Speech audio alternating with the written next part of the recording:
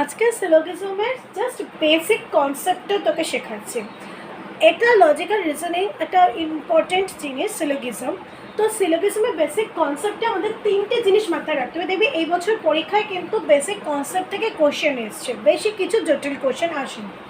তো তিনটে কনসেপ্ট কি? ফার্স্ট হচ্ছে টার্মস, সেকেন্ড হচ্ছে প্রেমিসেস, থার্ড হচ্ছে প্রপোজিশনস। টার্মস বলতে কোনটাকে বুঝবো? টার্মস বলতে বেসিক ইউনিটসটা, অর্থাৎ যেটার ওপর আমার এই সিলোগিজমটা বেস করে রয়েছে, যে মিনিংটাকে আমি ভেঙে সিলোগিজমটা আনসার আনছি। তা কি বলছে? অল হিউম্যানস আর মর্টাল। তাহলে এখানে বেসিক ইউনিট কোনটা? হিউম্যানস আর মর্টাল, এই দুটো হচ্ছে বেসিক ইউনিট। অর্থাৎ এখানে টার্মস বলতে আমি দুটোকে ধরছি, হিউম্যানস আর হচ্ছে মর্টাল। ক্লিয়ার? এবার আসছে টার্মসের আমি যদি ক্লাসিফিকেশন করি, তো মেজর টার্মস, মাইনর টার্মস, আমরা দুটো টার্মস আর মিডল টার্মস, এই তিনটে টার্মসের কনসেপ্ট আমরা জানবো। এবার পরে প্রেমিসেসে যাই, তাহলে আমরা মিডল টার্মস, মেজর টার্মস কীভাবে কাজে লাগছে সেটা আমরা জানতে পারবো। প্রেমিসেসটা কি? এই যে পুরো গোটা লাইনটা বললাম, অল বার্ডস আর ফেদার্স, এই টোটালটাকে বলছে প্রেমিসেস। পরের দেখা গেলে এখানে কটা প্রেমিসেস পাচ্ছি? দুটো প্রেমিসেস পাচ্ছি, অর্থাৎ দুটো statement. First, all birds have feathers, second, eagles are birds, এটা দুটো প্রেমিসেস পাচ্ছি। তাহলে এখানে ভালো করে দেখ, all birds have feathers. Okay, এই কথাটার মধ্যে টার্মস কটা পাচ্ছি? দুটো, একটা বার্ডস পাচ্ছি, একটা ফেদার্স পাচ্ছি। সেকেন্ড লাইনতে দেখ, ইগলস আর বার্ডস, সেকেন্ড লাইনে আমি কটা টার্মস পাচ্ছি? দুটো, ইগলস আর বার্ডস পাচ্ছি। তাহলে এখানে আমার কোন টার্মসটা বেশি ইউজ হচ্ছে? বার্ডস কথাটা আমার বেশি ইউজ হচ্ছে। তাহলে আমি এখানে মেজর টার্মস হিসেবে বার্ডসটাকে আনবো, কারণ আমার এটা বেশি ইউজ হচ্ছে। সেকেন্ডে কী আছে? ফেদার্স। ইগলস পাখি, পাখির গায়েও ফেদার্স থাকবে, সমস্ত বার্ডসের গায়েও ফেদার্স থাকবে। তাহলে সেকেন্ডে কে আসছে? ফেদার্স। তাহলে হচ্ছে প্রথমে আসলো মেজর, তারপরে হচ্ছে মিডল হচ্ছে ফেদার্স, আর হচ্ছে এইবার আসছে কি? তাহলে আমি বার্ডস মিলে গেল, বার্ডসটা কেটে দিলাম আমি।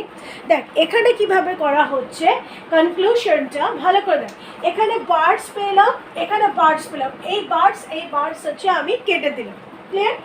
দুটো বার্ডসকে আমি কিন্তু ডিলিট করে দিলাম। হ্যাঁ,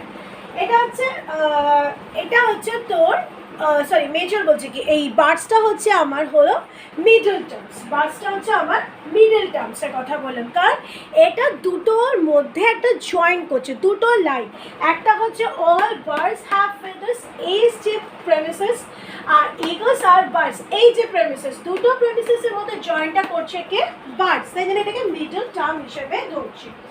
এবার আছে কি? ফেদার্স। এরপর মেজর টার্ম কি, অর্থাৎ বেশি গুরুত্ব কাকে দিচ্ছি? ফেদার্সকে। কেন ফেদার্সকে? কারণ একজন ইগলস যে পাখি, তার গায়েও পালক থাকবে আর পাখিদের গায়েও পালক থাকবে, অর্থাৎ এখানে মেজর টার্মস কোনটা আছে? ফেদার্স। তাহলে আমি কনক্লুশনে ফেদার্সটা পেয়ে গেলাম, মেজর টার্মস। মাইনর টার্মস কোনটা? মাইনর টার্মস হচ্ছে ইগলস, কারণ এখানে ফার্স্টে লেখা আছে অল শব্দ, সেকেন্ডে লেখা আছে ইগলস, অর্থাৎ মাইনর টার্মস হচ্ছে ইগলস। তাহলে আমি কনক্লুশনে বলতেই পারি ইগলস হ্যাভ ফেদার্স, কারণ এখানে বার্ডস আর বার্ডসটা দিয়ে দুটোর মধ্যে কানেক্ট করে এটা বোঝাতে চাইলো ইগলসটা হলো একটা পাখি। তাহলে ইগলস যদি পাখি হয় তাহলে ওরও ফেদার্স থাকবে, তাই কনক্লুশনে আসলে ইগলস হ্যাভ ফেদার্স। এইভাবে সলভ করতে হয়। এবার চলে আসে পরেরটা, প্রপোজিশন।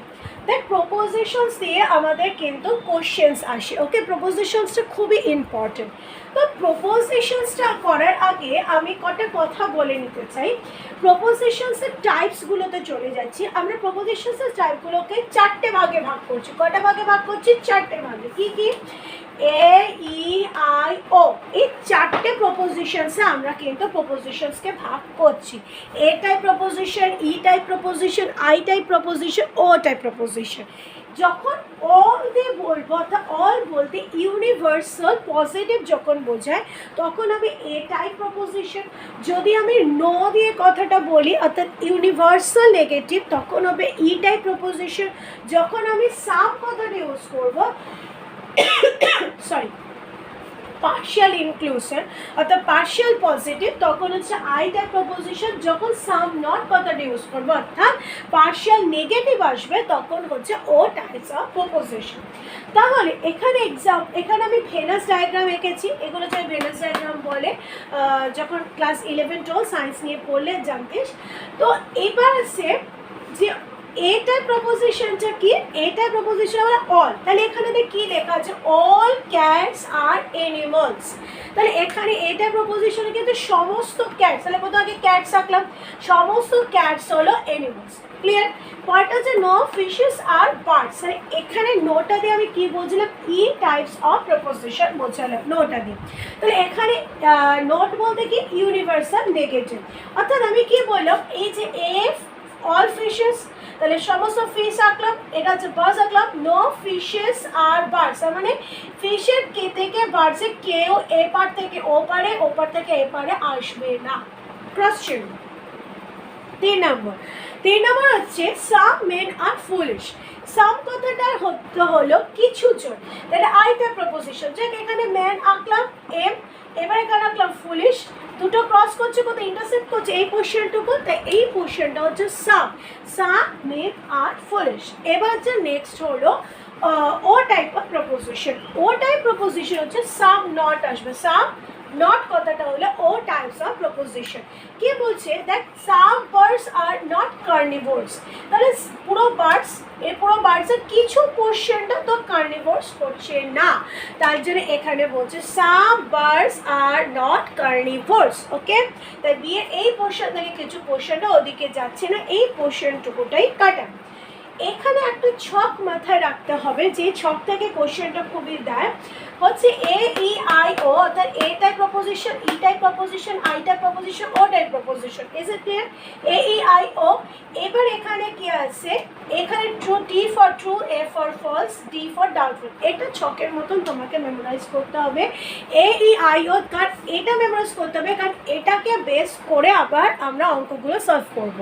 তো এখানে কি বলছে, এ টাইপ হচ্ছে T, true false true false, false true false true, doubtful false true doubt, false doubtful doubtful true.